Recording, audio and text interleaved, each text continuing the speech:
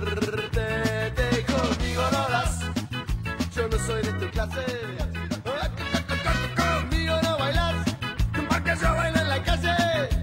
Oh, pelado, sé que soy un pelado, pelado. Yo te avisé y vos no me escuchaste. La calvicie es hereditaria. Por suerte, los valores también. Pharmacity. La salud también se contagia. Llegó Metrobús 9 de julio para que viajemos más seguros, cómodos, rápido y cuidando el ambiente. Sigamos creyendo en el transporte público. Sigamos creyendo en la ciudad. Buenos Aires Ciudad. En todo estás vos. Yo te avisé y vos no me escuchaste. No, yo te avisé. Hola, buenas noches. Bienvenidos a Yo te avisé. Un lunes más en el que por fin nos dimos el gusto de hablar de este tema que veníamos deseando discutir desde hace muchos meses. El tema del narcotráfico en la Argentina y que está en boca de todo el mundo, hasta de la Iglesia, que dijo que ya la situación está completamente desbordada y que ha convocado a un ayuno para el 7 de diciembre en Rosario, en Córdoba, en la provincia de Buenos Aires, en el conurbano bonaerense. Muchos focos, muchas preguntas.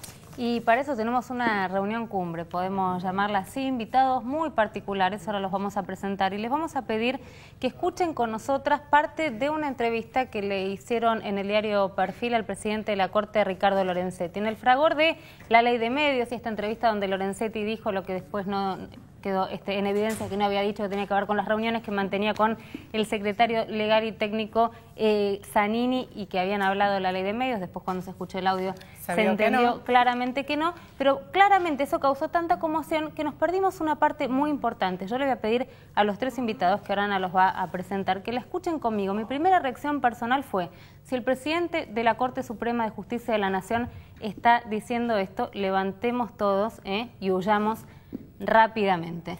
Vamos a escuchar a Ricardo Lorenzetti. Por ejemplo, el tema drogas. Nosotros tuvimos un planteo hace 2 meses que yo fui a Salta y la Cámara de Salta, la Cámara de Tucumán, los jueces de allá me plantearon la situación muy grave que hay.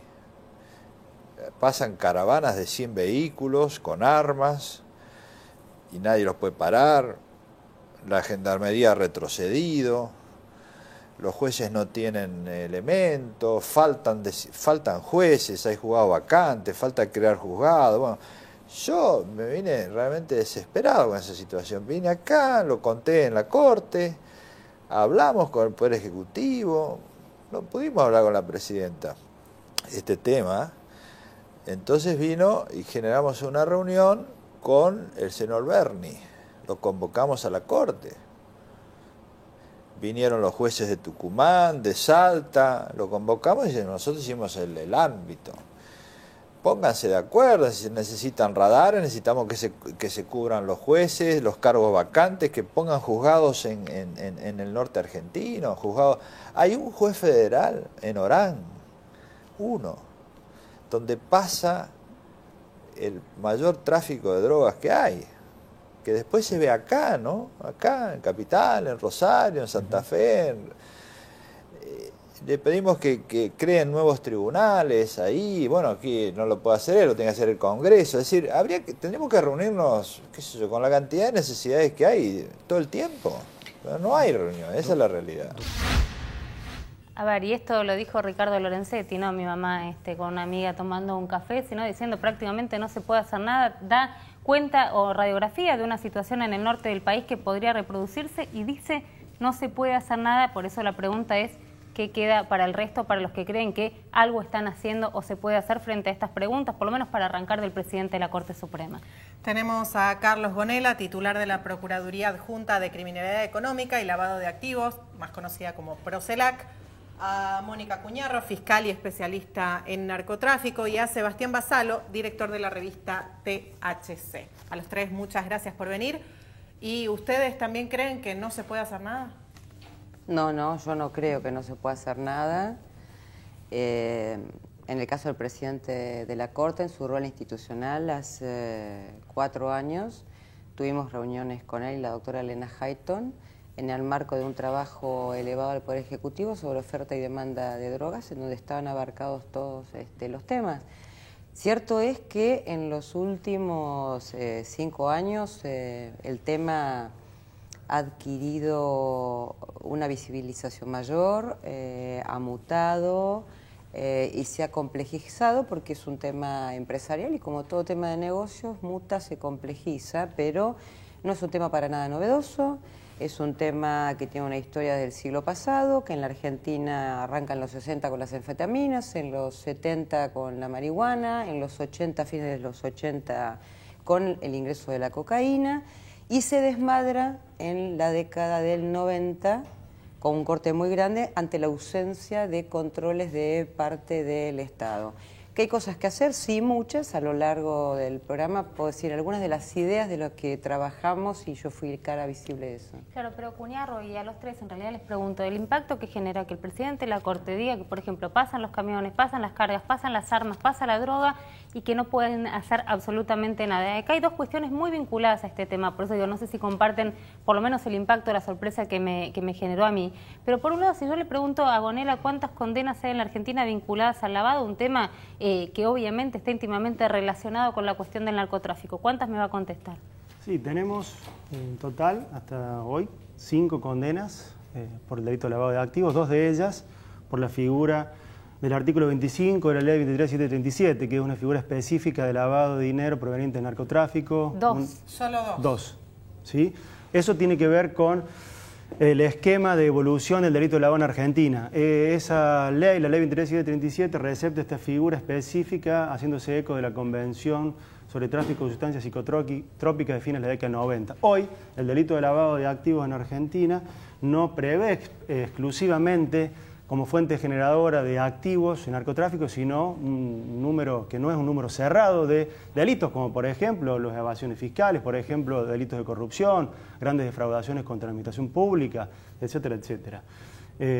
Yo quisiera decir que no hay que ser alarmista en el análisis de esto. No estoy diciendo que el presidente lo haya sido, ¿no? Él está planteando una situación, como vos la has bien descrito, pero nosotros como funcionarios públicos que debemos rendir cuenta de nuestros actos y de proponer también medidas para abordar este fenómeno, y también los medios como agentes comunicadores, no debemos caer en sostener un discurso alarmista.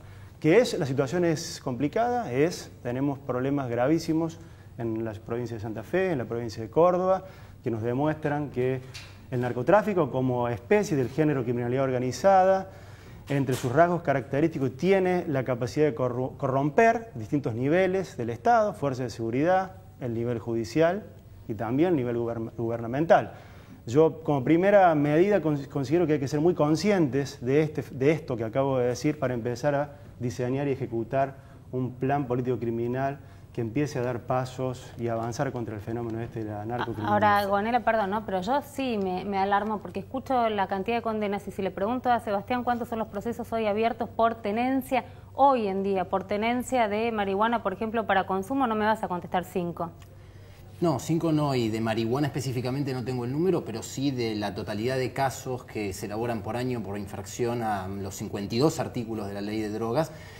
Aproximadamente hay 12.000 causas por año por infracción a la ley de drogas, de ellas el 70% no se informa al Poder Judicial que son a personas que demuestran que esa sustancia por la cual cayeron detenidos por tenerla era para su propio consumo, y solo el 3%, 3 de cada 100 causas son elaboradas por las figuras de comercio o tenencia para comercio, figuras parecidas al comercio. Entonces, yo creo que más grave, creo que es interesante la alarma que pone sobre la mesa el presidente de la Corte Suprema, pero creo que más alarmante y más debería preocuparnos las salidas rápidas y espontáneas que se están planteando un problema por demás complejo, como por ejemplo derribar aviones como en un videojuego, cadenas perpetuas a narcotraficantes que hoy en la ley no sabemos muy bien quiénes son y de hecho no está muy claro en las estadísticas, por ejemplo, cuántos de las personas que caen efectivamente son narcotraficantes, la mayoría se presume que no lo son.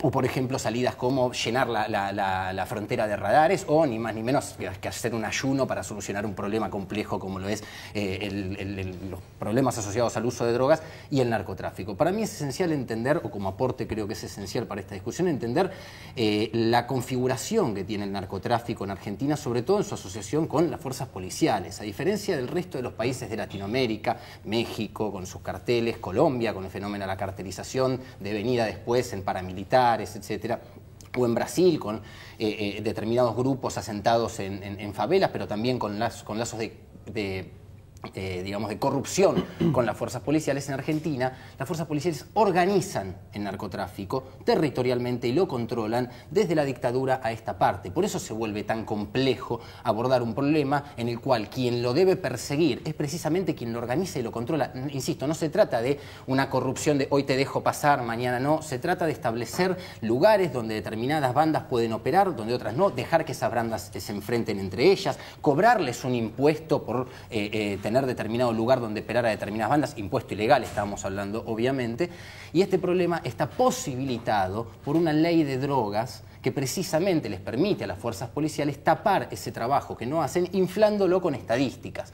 Por eso es que creo firmemente, más allá de que no tengo idea, porque no soy especialista en cuanto a soluciones concretas, acá en la mesa hay personas mucho más especialistas que yo, que sin lugar a dudas, sin una despenalización, sin despenalizar, sin dejar de considerar un delito la tenencia de drogas y el autocultivo, jamás se va a poder avanzar en una solución lógica, porque cualquier poder que le demos a las fuerzas policiales va a estar viciado desde su comienzo, porque tienen una herramienta para tapar esa persecución que no hacen, deteniendo masivamente a perejiles. Por eso la despenalización hoy, más allá de ser una política de derechos humanos para cuidar a quienes son violentados en su intimidad injustamente, es ante todo una política de seguridad. Ahora, y sin despenalización no hay solución al narcotráfico. La despenalización es una propuesta de algunos sectores, pero específicamente sobre la marihuana. No, sobre todas las drogas. Sobre todas las drogas. Sobre la tenencia de drogas.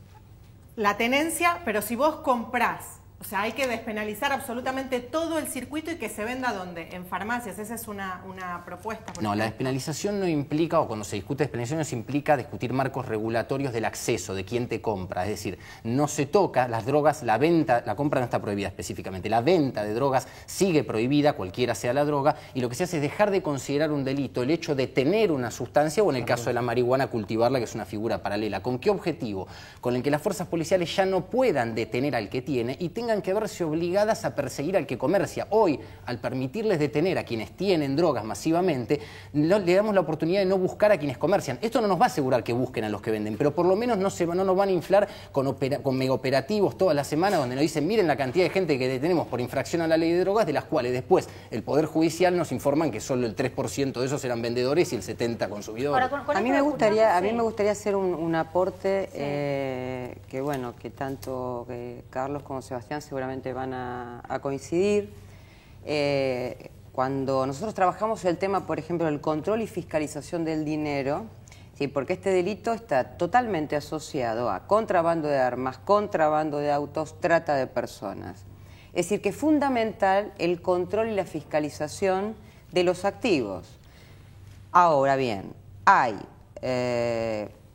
esto no es algo, digamos, novedoso, porque en el fallo Arriola, lo que ha quedado del fallo es el eslogan que después es utilizado como spot publicitario por los políticos, diversos políticos, para hacer con eso spot publicitarios, porque decime en qué campaña política vos viste que tengan una agenda con una comisión que te diga, por ejemplo, hay que reformar la ley de registros de bienes decomisados.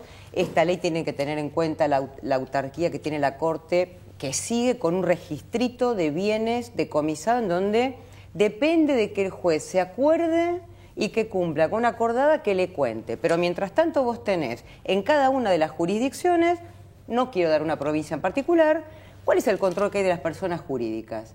¿Cuál es la centralización de datos de las personas jurídicas que pueden ser pantallas? ¿Cuál es el control de la propiedad inmueble?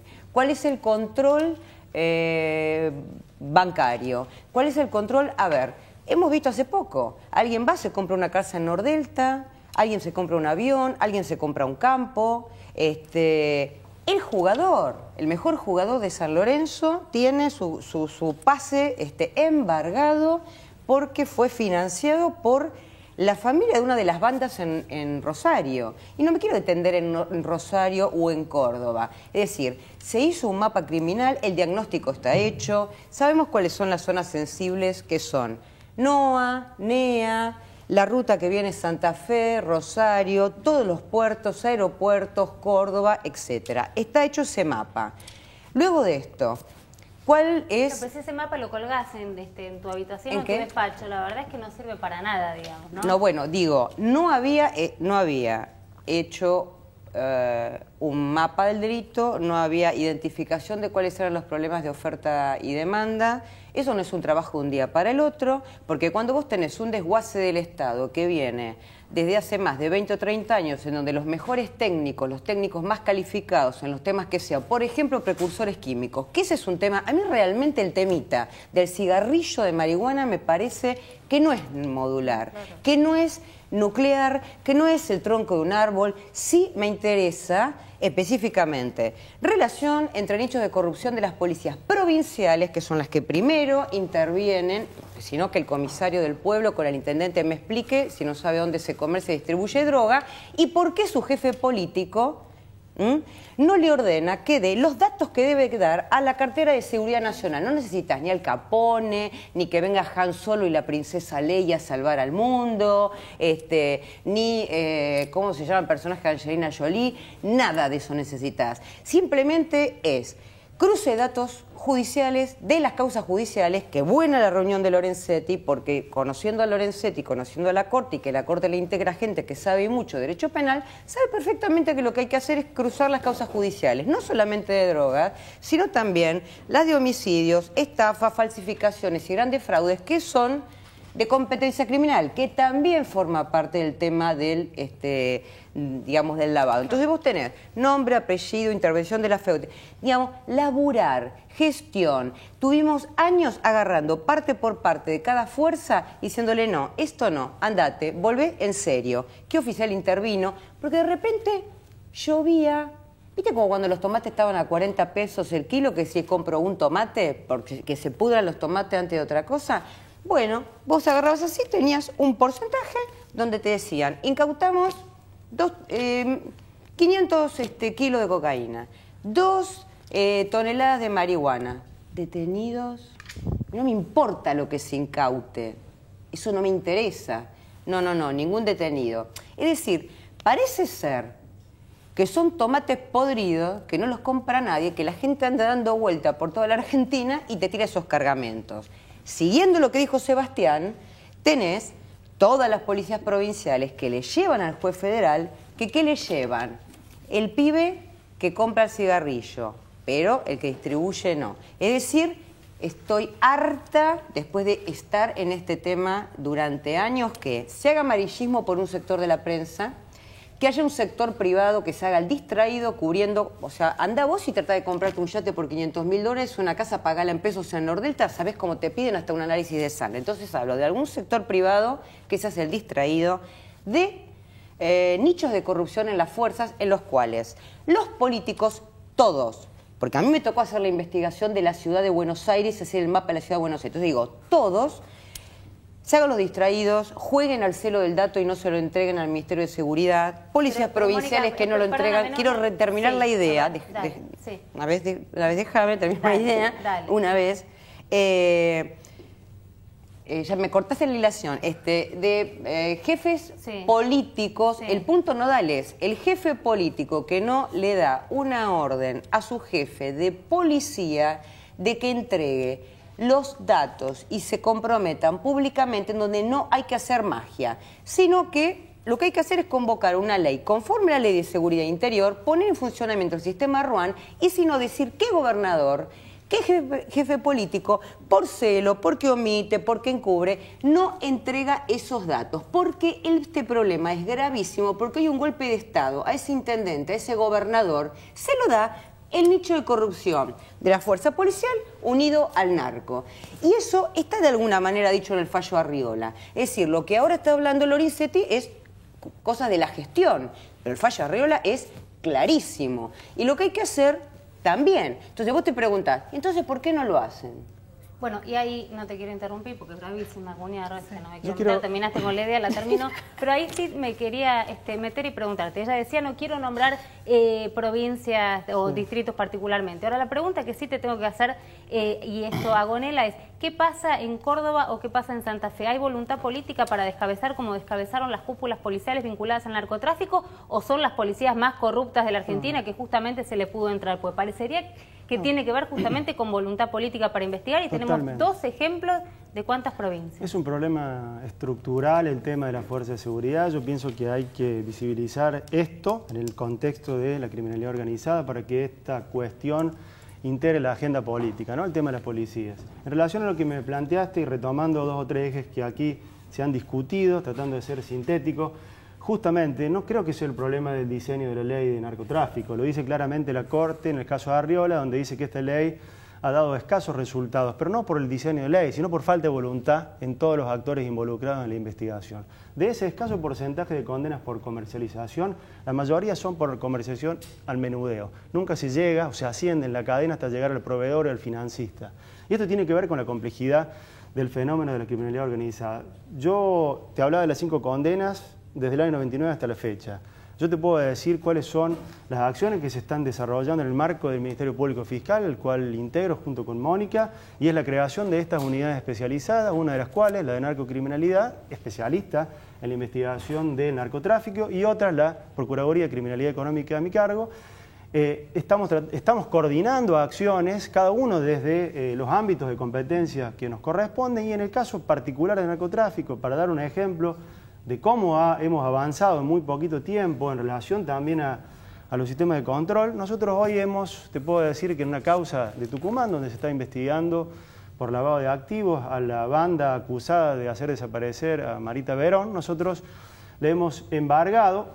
La acusación es por asociación ilícita tendiente a cometer distintos delitos de acción pública y aplicar el producido de esos ilícitos en actos de administración patrimonial, es lavado de activos. Nosotros, entre otros delitos que nosotros sospechamos que esta banda ha cometido, está el narcotráfico, entre otros. Nosotros hoy, producto de una investigación patrimonial muy seria, le hemos embargado 150 automóviles a esta banda, le hemos embargado 40 propiedades inmuebles, 4 o 5 camiones, entre 10 y 15 acoplados, una cifra cercana a 1,5 millones de pesos. O sea, hay que coordinar acciones y empezar a trabajar y avanzar en serio en la investigación patrimonial, por ejemplo, porque es lo que más afecta, ¿no es cierto?, a las bandas de narcotraficantes. Sebastián, muy breve, vos decís que la corrupción policial y que son los que organizan el narcotráfico en la Argentina, ¿vos creés que despenalizando la tenencia para consumo se puede desmembrar esa corrupción? Primero, no se trata de solo tenencia para consumo, de la tenencia de drogas, aunque despenalices el consumo, que es la última instancia de esa tenencia para consumo, las personas van a seguir cayendo por tenencia de drogas y la policía va a poder seguir accionando del mismo modo, es una herramienta lo que tiene. Y segundo, no se trata de una creencia mía, no es que yo creo que acá funciona mal la ley o que la aplican bien o mal. En todos los países del mundo donde tienen esta ley básicamente o este modelo de ley que posibilita detener abiertamente a los tenedores de drogas y no focaliza la persecución en el comercio, no hizo más que aumentar sistemáticamente los niveles de narcotráfico y los niveles de poder paraestatal que van registrando determinadas mafias asociadas a ese narcotráfico. Por el contrario, todos los países del mundo, empezando por Portugal, siguiendo por España, siguiendo por Holanda, han disminuido con determinados problemas que fueron ajustando como en todo tipo de reforma, pero en todos los casos se ha aumentado la efectividad de allanamientos por narcotráfico y se ha disminuido la disposición en las calles de sustancias para consumo. Y, paralelamente, disminuyó el consumo de drogas en esos países. No hay un solo país que haya llevado adelante una acción despenalizadora de la tenencia de drogas y el cultivo, o legalizadora incluso del mercado de la marihuana en algunos países, que haya aumentado el consumo. No hay un solo país que haya aumentado el consumo. Por el contrario, los países que más consumo registran y que más niveles de narcotráfico registran son los que tienen una ley que le dice a la policía perseguir a cualquiera que tiene y después vemos que el juez diga a ver quiénes de esos que te agarraron teniendo venden. Entonces la policía no busca pruebas de comercio, por eso ese sistema es el que está destinado a fracasar. Al despenalizar lo que hacemos es reducirle el margen de acción a la policía y centrarla en la persecución del comercio, obligarla a que junte prueba de comercio y que no pueda tapar con una cortina de humo. Cualquier otra política que hagamos, dotarle mayor de fuerzas a la policía, llenar de uniformados las calles, como se escucha, está destinada a fracasar porque va a seguir teniendo la policía la posibilidad de tapar el trabajo que no hace deteniendo masivamente a usuarios de droga. Bien, a los tres, muchísimas gracias por venir. Quédense ahí, tenemos mucho más, yo te avisé. Y vos no me escuchaste. No, yo te avisé. Y vos no me dejaste convencer. Yo no soy de esta clase. Conmigo no bailas, porque yo bailo en la calle. Bueno, todavía estamos discutiendo y pensando lo que acabamos de escuchar en la mesa sobre narcotráfico. Y ahora tenemos otra discusión. Bueno, no sabemos si va a ser una discusión, en realidad se los vamos a preguntar. Un nuevo diálogo empieza después de las PASO, después de las legislativas. Parece que pasaron años, pero bueno, fue todo esto inminente y lo que uno intuye que se va a dar es un nuevo diálogo con la composición de fuerzas y además otros hechos que también surgieron y que de alguna manera cambian un poco el escenario. El hecho de que Mauricio Macri admitió que hablaba y sorprendió, esto fue un programa creo de Mirta Legrand, no era un programa político, pero que sí tenía un diálogo con Cristina Fernández de Kirchner, la situación de salud de la presidenta y bueno, y la nueva conformación de fuerzas y este nuevo diálogo que vamos a ver si se da y de qué manera en el Congreso. Tenemos a Paula Bertol, diputada del PRO, y a María del Carmen Bianchi, diputada del Frente para la Victoria. Las dos integran un cuerpo que a partir del 10 de diciembre va a cambiar. ¿Cómo se va a dar este cambio de fuerzas dentro del Congreso? Bueno, en realidad ustedes hablaban sobre la posibilidad de la apertura del diálogo y me parece que esa es la apuesta siempre, ¿no? Para que un país crezca, para que un país se desarrolle, me parece que los sectores políticos que son muy distintos, por cierto, nunca deberían dejar de dialogar. El oficialismo va a seguir manteniendo su mayoría en la Cámara de Diputados, pero hay indicios, hay algunas señales que pueden hacernos pensar que tal vez el diálogo va a ser más fecundo. Muchas veces en estos 8 años que me tocó a mí estar en la Cámara de Diputados hemos escuchado que no aceptaban ningún tipo de reforma a ningún artículo y un poco hasta parecía gracioso decir no vamos a aceptar ninguna proposición. Si se acepta llave en mano era, ¿no? Sí, y además era como ya gracioso decir, bueno, a ver, vayámonos rápido porque no vamos a debatir. A mí me parece que eso debería cambiar, que eso puede cambiar. Uno siempre tiene la esperanza de que pase y la gente también creo que ha demostrado en las últimas votaciones que tiene ganas de mayor unidad y mayor discusión y mayor debate en el Parlamento. Entonces uno nunca puede pensar que eso va a ser imposible. Esto se va a dar, efectivamente va a ser así. Tiene que ver con un cambio de actitud vinculada, digamos, al desarrollo de las elecciones o estamos con una Bertol particularmente optimista. Yo creo que Bertol es particularmente optimista porque viene de una experiencia donde yo creo que una cosa es lo que ocurre en el recinto. Todos los proyectos se discuten en comisiones, más de tres o más de tres cada uno de esos proyectos. Y ahí se da un diálogo y un debate entre todas las fuerzas políticas. No siempre se puede alcanzar el consenso porque hay posiciones distintas en temas a veces insospechados de tener opiniones distintas. Entonces, cuando se llega al recinto, digamos, ya no es el momento de hacer enormes modificaciones porque se han emitido dictámenes con el consenso que se alcanzó. Hay leyes que se han debatido durante 2 años, otras que se debatieron 20 años, como fertilización asistida. Entonces, digamos, al cabo de 20 años de debates, yo creo que se dijo casi todo. Y después es válido, cada fuerza política representa un sector de la sociedad, representa un sistema de creencias, representa intereses legítimos en general, y bueno, a la hora de votar, vota con esa representación que tiene. Yo creo que esa parte es una parte que hace al juego democrático y está bien que no se modifique. Y digamos, me parece sí, coincidiendo, yo también soy optimista, porque creo que estas experiencias locales que fueron triunfadoras en cada uno de esos lugares, si bien no conforman una fuerza política, y como decía Paula, nosotros vamos a seguir teniendo mayoría en el Congreso, lo que yo creo que sí hace es poner un poco de racionalidad a cuál es la agenda de la oposición emitida desde los partidos políticos y no desde otras centrales de agenda de opinión, que me parece que cumplen una labor importante, pero que la agenda institucional y política debe salir de los partidos y, bueno, en nuestro caso también del Ejecutivo. Y es muy disímil, digamos, la agenda en cuanto a las prioridades, ¿no? Porque uno tal vez piensa, bueno, son dos mujeres que vienen de la política. Se supone que los argentinos a grandes rasgos tenemos, ¿no? Las mismas necesidades en cuanto a la urgencia. Sin embargo, si uno mira a priori, tal vez es un prejuicio, cuál va a ser la agenda con la que llega ella y la agenda con la que llegas vos, intuyo que van a ser completamente distintas. No siempre, en general, perdón. No, a ver, la sensación es que sí, en este momento las agendas opositoras son distintas a las del oficialismo.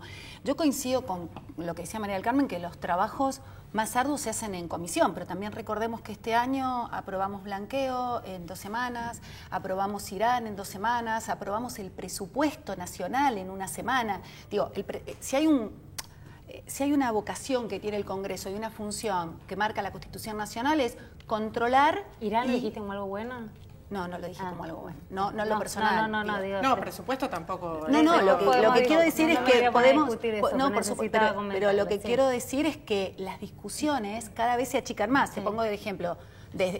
tuvimos una reunión donde vino el ministro y estuvo 9 horas, pero te quiero decir, el Parlamento no está para discutir solo 9 horas, porque las comisiones, que están muy bien constituidas con técnicos muy bien formados, tienen otra misión. Y el recinto también lo tiene. Entonces, concluir con que el debate se haya cerrado de la manera que cerró, yo creo que no es auspicioso. Creo que sí va a estar bueno, lo que decía María del Carmen, que hay como una agenda opositora en esta próxima conformación más fuerte. Y me parece que va a estar bien que podamos discutir más abiertamente los temas en los que disentimos. Una de las hipótesis que se manejaba para estos próximos... Yo quiero hacer una aclaración nada más, que si bien el presupuesto se discutió en 2 reuniones, ya venía discutido del Senado también, y uno como diputado participa, aunque sea como oyente de esas discusiones. En la reunión de comisión que yo estuve, que duró 9 horas, había 5 personas de la oposición al principio y después se fueron yendo. O sea que me parece que cuando uno dice queremos discutir, y yo digo, bueno, son las comisiones, bueno, en las comisiones no estaban, tal vez porque estaban enojados, porque era urgente, no sé. O sea, pero lo que es cierto, se prestan al debate que reclaman. Lo que es cierto es que el debate no es tan sencillo y no es siempre... Es verdad para debatir hacen falta 2 o más. No, pero es verdad lo que dice María del Carmen. El enojo fue absoluto. Cuando uno viene juntando, ¿no? ¿Viste? Como cuando te venís peleando con alguien, no sé, con una pareja, venís juntando hasta que en un momento estallás. Cuando salió que el presupuesto se iba a tratar en 1 semana en el Senado, 1 semana en diputados, nosotros somos 257 diputados, los senadores son 72. Cada uno debate en su lugar y en su recinto. Si no, bueno, disolvamos el Congreso, no lo hagamos bicameral y hagamos una sola cámara. Digo, somos 2 cámaras y me parece que cada cámara merece el respeto. Y además, porque cuando pedíamos las partidas que tenían que estar, digamos, el detalle en qué se iba a gastar el dinero que se proponía en ese presupuesto total, no aparecían esos detalles. Entonces, bueno, no era para menos. Por eso quiero dejar en claro que no fue para nada negarse a debatir, sino al contrario, era la falta de debate que, por supuesto, como estaba el número, se aprobó. Pero no lo apunta a un hecho específico. Yo estuve en la comisión y los números estaban, y los números que estaban se pudieron debatir. Pero me parece que justamente creo que estos son los callejones y las encerronas que no construyen y que la sociedad siempre espera de nosotros que se resuelvan los problemas concretos, ¿no? Bueno, por eso, pensando un poco para adelante, por lo menos lo que queda del año legislativo, que es muy poco, el 30 de noviembre termina. Se habló de la posibilidad de tratar el Código Civil. ¿Ustedes qué opinan de que eso se trate de aquí a fin de año? Bueno, yo quiero hacer la aclaración de que el Código Civil se ha venido tratando durante todo este año en diversas comisiones y además se han hecho reuniones por todo el país con este debate, o sea que no es un tema que va a empezar a debatirse ahora y mañana o pasado se va a resolver. Creo que es un tema en el que no hay acuerdos y que esa falta de acuerdos incluso atraviesa las fuerzas políticas, que no es solamente como tantos otros temas que tienen que ver con la vida de las personas y con valores y demás, hay percepciones distintas y yo entiendo que es una discusión que no está cerrada, creo que al interior de cada uno de los bloques, ni tampoco en la comisión, y que bueno, habrá que ver qué alternativas tiene de debate. Yo espero sinceramente que el tratamiento del Código Civil y Comercial tenga el tratamiento que merece. Hubo solo 5 reuniones de la bicameral del Código Civil. Es cierto que hubo reuniones en todo el interior del país, pero tuvieron una velocidad tal donde nosotros creemos realmente que no se pueden debatir cientos de artículos y cuando están en juego libertades individuales y cuando está en juego un capítulo tan importante como son las responsabilidades de los funcionarios públicos, donde nosotros no estamos de acuerdo con tener una ley especial y sacar ese tipo de responsabilidades del Código Civil, me parece que nos falta tiempo para seguir debatiendo y ojalá con sensatez lo pueda seguir haciendo el Parlamento que viene, porque me parece que más allá de que el número manda, y esto es absolutamente democrático y es lo que señala lo que la gente vota, también lo que manda es que el acuerdo en el Parlamento, cuando uno escucha al otro que piensa diferente, entonces puede sumar, puede agregar, puede modificar cosas para bien. Un tema, recién veníamos hablando de narcotráfico y parecería ser dos de los temas más sensibles que siempre cuesta cuando se llega al debate, que prácticamente no pasan las discusiones ni en el ámbito político, ni en el ejecutivo, ni en el legislativo. Tiene que ver una, creo que con la despenalización del consumo y la otra con la cuestión del aborto. Hoy nos enteramos por una muy buena nota de la colega Mariana Carvajal que hace 4 meses se dio un hecho en la ciudad de Buenos Aires inédito, vinculado sobre todo a todas la reglamentación que había sobre el tema. Una mujer que llegó con un aborto en curso al Hospital Fernández, un médico o una médica en este caso que la denunció, y esta mujer todavía con el aborto en curso, 10 horas detenida en la comisaría 53, violentando lo que dice de la Corte para abajo. Primero quería preguntarte, teniendo en cuenta lo que pasa en la Ciudad de Buenos Aires, creo que había sido declarado inconstitucional el veto de Macri a la reglamentación del aborto, si es un tema que creen que se puede tratar, que la sociedad está preparada para tratarlo, porque mientras discutimos estos temas que parecen tan filosóficos, hay mujeres que se están muriendo todos los días. Sí, yo creo que es un tema que hay que tratar, que hay que ponerlo arriba de la mesa, ¿no? Las cosas tienen luz cuando se las muestra y se las debate. Personalmente yo no estoy a favor de la legalización del aborto, me parece que el tema de la despenalización es algo muy distinto. Cuando yo leía hoy esta noticia de que una mujer llegaba para atenderse y en el medio de eso le estaban denunciando, me parecía horrorosa realmente.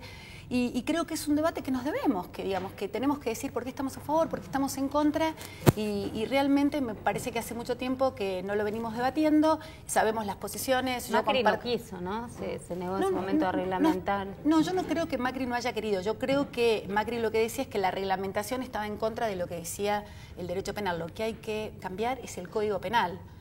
Esta es mi posición. Bueno, yo también pienso como la presidenta que no está a favor del aborto. Sé que hay muchas compañeras de mi bloque que sí lo están, como también creo que están divididas las aguas en este punto, pero reitero, creo que lo tenemos que debatir y ponerlo arriba de la mesa, no ocultarlo más.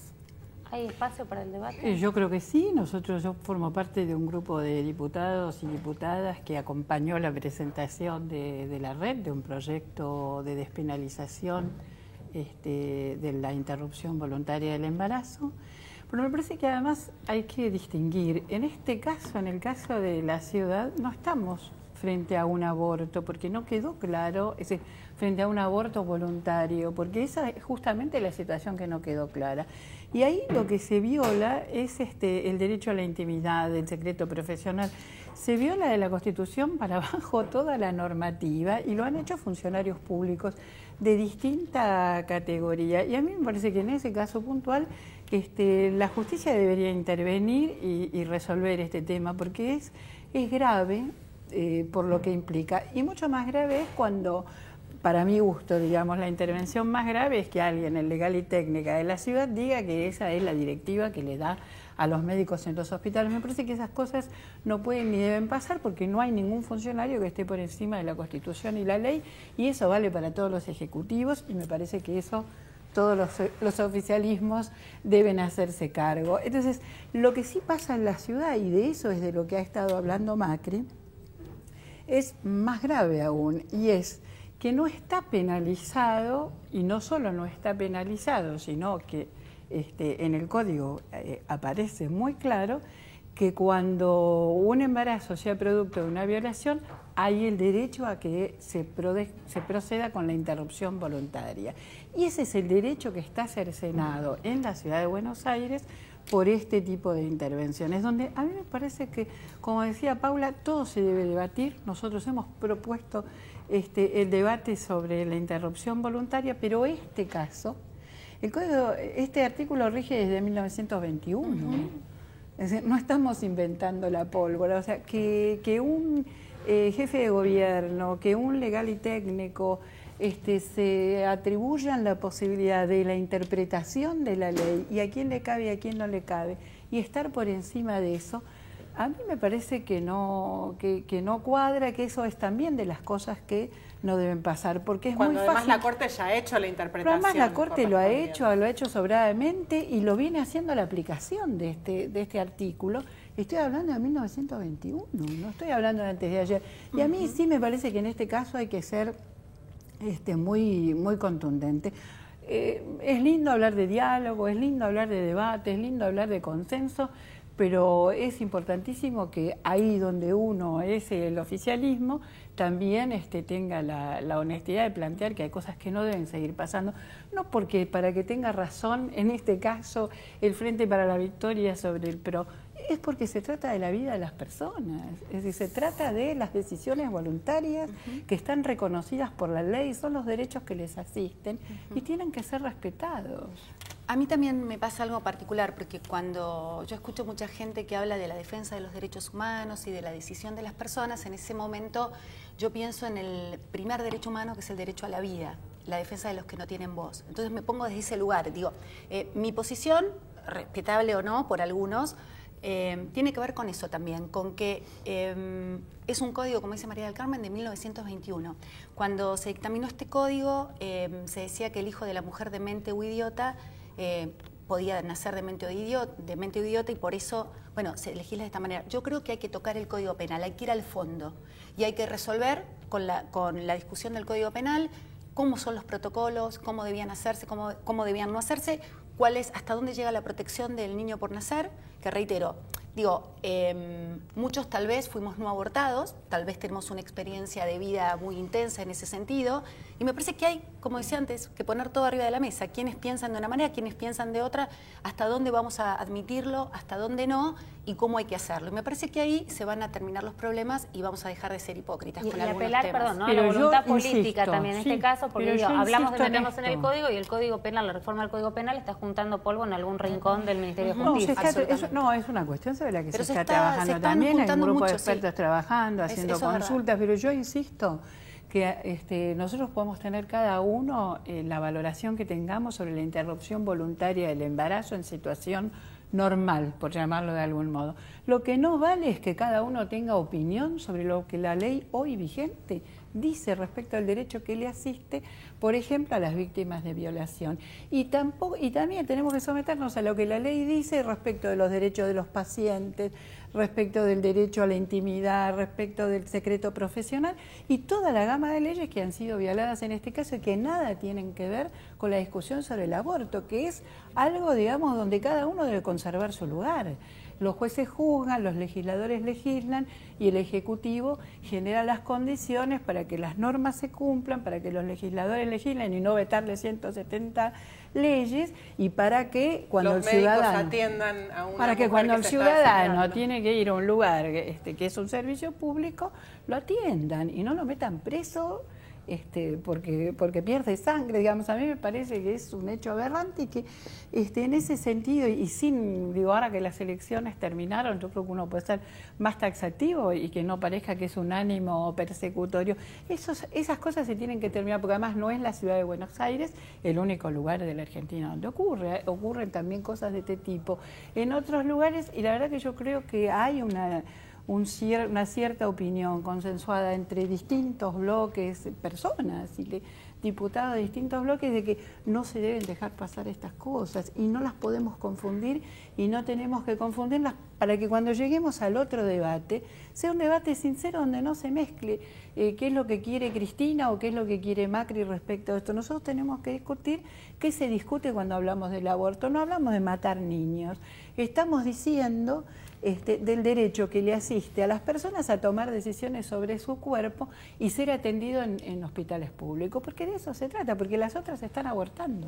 Bueno, como vemos, tenemos miradas diferentes. Tienen miradas diferentes, pero coinciden en que es momento... Yo creo que hay que debatirlo y aceptar que las posiciones son distintas y entonces, bueno, llegado el momento hay que sacar una ley que clarifique todo este tipo de dudas que me parece que lo único que perjudican es a las mujeres pobres que no tienen los recursos necesarios para tomar una decisión o para ser acompañadas y terminan siendo las que están realmente perjudicadas. Y desde acá esperamos realmente, ¿no?, que haya un congreso con presencia, con trabajo, con debate, sin testimoniales, ¿no? Me parece que esa es la idea, que se discute, que además todos podamos escuchar, porque esa sí fue una dinámica que uno celebra, poder escuchar y cómo llegaron, ¿no?, frente a tanto secretismo durante tantos años que no se sabía, se hablaba de negociaciones, bueno, cómo llegó cada legislador a tomar la decisión que tomó. Te quedaste con ganas de las testimoniales, ¿no? Ay, sí, bueno, pero no hay tiempo. No hay tiempo para toda esta discusión, también era muy, pero muy interesante. A las dos, muchísimas gracias por venir.